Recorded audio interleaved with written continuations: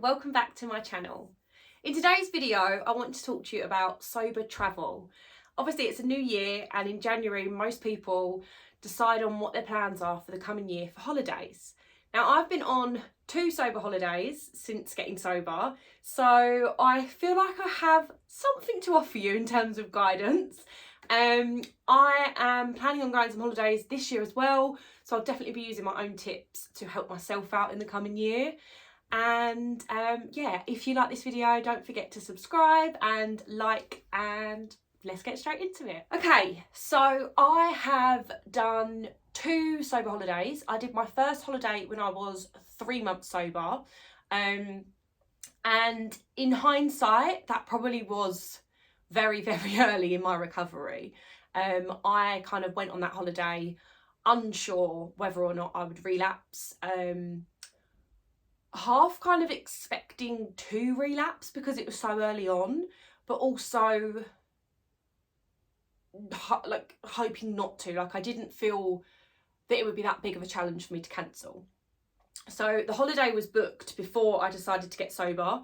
We'd booked an all-inclusive holiday, just me and my boyfriend, and the resort we were staying in was absolutely beautiful. My boyfriend planned everything basically. He's the best at picking holidays, so that for me was great, because normally the stress of planning a holiday is almost, when I get there, it's like I've earned that drink. So that was like the first thing that I didn't have an excuse for. Airport was fine. I made sure that, you know, I was entertained. I had a new book, I had music, I had films downloaded, so there was plenty of things to kind of distract me, because the airport is historically quite a big drinking place. We kind of went down the really nice coffee route, we did a little bit of mooching and stuff like that. So when we got to the hotel, I had already looked up the hotel online before going, which is something I definitely recommend. And the hotel had disclosed that they offer alcohol-free drinks. So when I got there, I think we arrived in the evening. I know did we make dinner or we'd missed dinner? I'm not sure, but the only thing that was mainly open was the bar. So we went straight to the bar, and in my head when they said they offer alcohol-free, I was expecting like an alcohol-free beer. They handed me the kids menu, which had a list of mocktails on, which were named after like children's characters. One was like a Mickey Mouse, one was a rainbow, one was a Spider-Man. And my natural reaction to that was absolutely fuming, because I didn't want a child's drink. I didn't want to be made to feel like my sobriety was, you drink like a child. So yeah, I was fuming. And in that moment, I definitely could have said, I'll just have a normal drink now, I'll have a proper drink. But I didn't. I said, oh, do you know what, I'm just going to get a water and we'll just go to bed and I'll try again tomorrow. And that was the best decision I could have made, because I woke up the next morning. Obviously after travelling all day, you are tired. So like your thoughts that first night, if you've been travelling all day, you kind of have to take with a pinch of salt. Like I knew I didn't want to drink on that holiday. I knew that I wanted to be sober no matter where I was in the world. The next morning I woke up and I was okay, you know. And then that night, after like I'd had a good night's sleep, I'd been to the pool, I'd enjoyed the sunshine, we'd had some nice food, I actually tried a Mickey Mouse and I tried a rainbow and I tried a Spider-Man, and they were all really nice. I think the only thing that was difficult, because it was the first time I'd been in a setting where there was like someone else was serving me my drinks, and obviously with the language barrier, there was a few times that I said to my partner, can you just try this and make sure there is no alcohol in it? And if that worked for me, I'm sure it will work for you. You know, if you feel that there could be, just put it down and get another drink. I mean, we was all inclusive, so it was absolutely fine. And there was one night where I drunk a drink and I didn't know if it was like, I thought maybe there was alcohol in there, but it was also a drink with lots of different flavours in that I wouldn't necessarily have tried before. So I just didn't drink it. I just put it on the side, and then I went and I think I got a Diet Coke or something that I knew was definitely alcohol free. And that worked for me. You know, that holiday, I got up every morning and was ready to seize the day. You know, we did so much. Our resort had like a mini water park on it. There was also a really big water park around the corner. We was in Turkey, so we did loads of shopping. Like, it was just so good. And the night where it was like the big night out, like if you go all inclusive, they always have one of them like club nights. And there was actually a club in our hotel, and it was such a good night. There was a performer there that was like a DJ, and they had all these dancers that were in like one of them had like big disco kind of outfits on. It was just so cool, like nothing I'd seen before, like all strobe lights.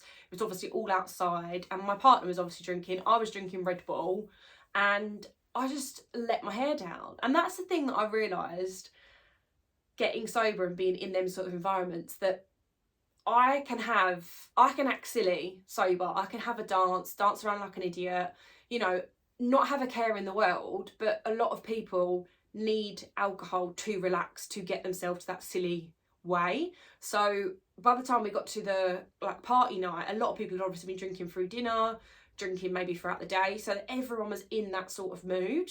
And I had such a good time. Like, we were dancing with complete strangers, we had so much fun, and I was literally like, I'm so glad I'm sober, because I didn't constantly think about going to the bar to get another drink and stuff like that. I think would I go to all inclusive again? Probably not, just because I think, you know, we haven't got kids, we're a young couple, we're not going to drink enough or like have enough snacks or eat enough to warrant paying for all inclusive. So for my first holiday, it was great. You know, it was easy because I didn't have to think about anything, but I was also aware that I could have just gone up and got a drink. I could have very easily put myself in a situation where no one was going to tell me no. So if you're torn for your first holiday between like self-catering villa or all-inclusive, I would definitely open up your options to a villa or like a self-catering apartment holiday, just because you are then in complete control of what you're obviously drinking when you're around the pool and stuff like that.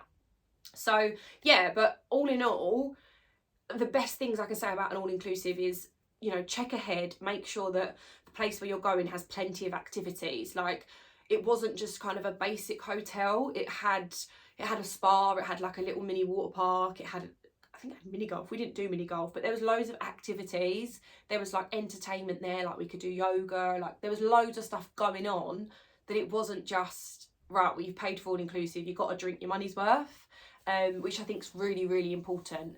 I don't think I would have been successful if it had been that sort of location. Okay, so the second option we've gone on holiday is obviously going to a more private location, like renting an apartment or renting a villa. So my second holiday was a villa holiday with a big group, which you would have seen on my channel. I vlogged the whole holiday. It was a holiday where my mum got proposed to, and it was brilliant because we was by the pool. Because we was in a villa, when we was by the pool, I could just go to the fridge and get the drinks I wanted. They didn't really have any alcohol-free stuff out there that I can remember. When we went out and stuff, they did like mocktails, but at the villa I just had like a Fanta lemon, Diet Coke. I drank a lot of sparkling water on that holiday as well, so like we just made sure there was plenty of nice drinks for me to have by the pool. But to be honest with you, like, we'd get up, we'd go to breakfast, and obviously I'd just have a coffee or a tea with my breakfast or an orange juice. We'd do a bit of shopping, come back to the pool, and throughout the day most of us were just drinking water because it was so hot. But because there was a group of us, I mean, in the villa there was 6 or 8 of us, so it was kind of a domino effect. If no one was drinking, if one person was drinking, then some people would jump on that bandwagon, but if some people weren't drinking, a lot of people would stay on that bandwagon. So most people didn't really drink that much around the villa. Like, they might have a couple of beers or like a gin and tonic, but it wasn't like when you're all inclusive and there's people that constantly have a double park, triple park, because it's free, or included in the price, I should say. So yeah, I think by having a villa there was a lot less pressure, I guess. I mean, I didn't necessarily feel pressure when I was in the all-inclusive. I suppose the word is probably more temptation. There was no temptation because, you know, I was in my own comfort. I was with all my family who knew that I was sober. So, you know, even if I was tempted, they would kind of bring me back to earth. I had my own room with my partner that I could just walk to if I needed to take a breather, which if you've watched my vlog, you'll know that I did. So yeah, I think now that I've done both, me and my partner have both said like we would prefer moving forward to just get villas or apartment only locations, because you have more control over where you're going to eat, what you're eating. You know, it means that if there was a restaurant that did alcohol-free options, we could choose to go there rather than only having the choice of the restaurants on a resort. Yeah, so they're my experiences. And now I want to talk to you about some of my kind of tips and tricks when booking and looking at holidays. Okay, so like I said, this year we want to do quite a lot of holidays. Our kind of goals for the year between me and Danny, we've both said we'd like to do 5 holidays, which sounds excessive, but by holidays we mean like nights away, like city breaks, not like 5 hot holidays. So we have currently got booked 2 trips. So the first trip Danny obviously got me for Christmas is Budapest, and the reason I wanted to go to Budapest so badly is because there is so many options for alcohol free in Budapest. It's really like ahead of the times with their alcohol free options. One of my friends went there not so long ago and she did a video of one of the supermarkets, and the alcohol free aisle was like massive, like as big as a normal like beer aisle in like Tesco or somewhere. So I was so excited to kind of be in a space where alcohol free is just kind of a bit more normalized. You know, it in all the restaurants pretty much they will have an option of alcohol free. It's not just going to be like a Mickey Mouse or a Spider-Man cocktail. And obviously with a city break, you're trying to see things, you're trying to do things, you're not just by the pool sitting letting the day go by. So I'm excited to like get a bit of culture. You know, before when I've done city breaks, it's just been like pub. Like it's basically been a bar crawl in a different country. So I'm super excited to actually like go to different museums, like go to the Roman baths out there and just kind of soak it all up. You know, we've done a lot of research since Danny booked it about what we can do, and like there's like an evening river cruise. Like there's just so many things that appeal to you when you're not just like, what pub should we go to? So I'm super excited about that. The second trip we're taking is a staycation for my birthday. So I went to the Lake District a good few years ago now. I actually participated in the Macmillan Mighty Hike with one of my old works, and I really want to go back there because obviously it's so dog friendly. So that holiday is completely different to anything either of us have done before. We're literally going to be in walking boots, sportswear for 3 days, just taking the dogs for nice walks, eating nice food, looking in charity shops, and it's just going to be very chilled. And you know, if I was still drinking, there is no way that on my birthday I would not want to be dressed up and paralytic. Like it just didn't seem like a birthday. Whereas now, like my interests are just completely different, you know. And I think when you first get sober, naturally you will find things that interest you and find things that you're more open to. So, you know, if you're planning holidays, really kind of look at what your interests are. You know, if you've been reading more or you've got more into documentaries and maybe you like history, go to a place that has a lot of history. You know, I went to Amsterdam a few years ago and that wasn't actually a boozy holiday. I mean, there was a boozy night, but the whole holiday wasn't contained around booze. I was a lot younger then. But there's loads of really interesting museums in Amsterdam. It isn't just all about booze and drugs. There is a lot more to it. So yeah, maybe if you're not sure on doing a week-long holiday, maybe start small, do a city break. I mean, I went straight in with a 3-month holiday. So not a 3-month holiday, God, a week-long holiday when I was 3 months. But yeah, I think if I could redo it, I would probably do maybe a staycation or a weekend break. I think the good thing is about if you're based in the UK or not, if you're staying in your own country, you may know certain chain restaurants and certain chain bars that do accommodate, and then you can kind of just go to them rather than go into like brand new places, which will make you feel more comfortable. There's definitely an element of planning ahead when you're going on holiday, you know, having numbers of sober people that you can call. I mean, my first holiday I spoke to my sponsor every day, pretty much twice a day. I think by day 5 I just was texting her like I'm all okay, because I'd calmed and I'd settled and I was actually like, do you know what, this is really nice.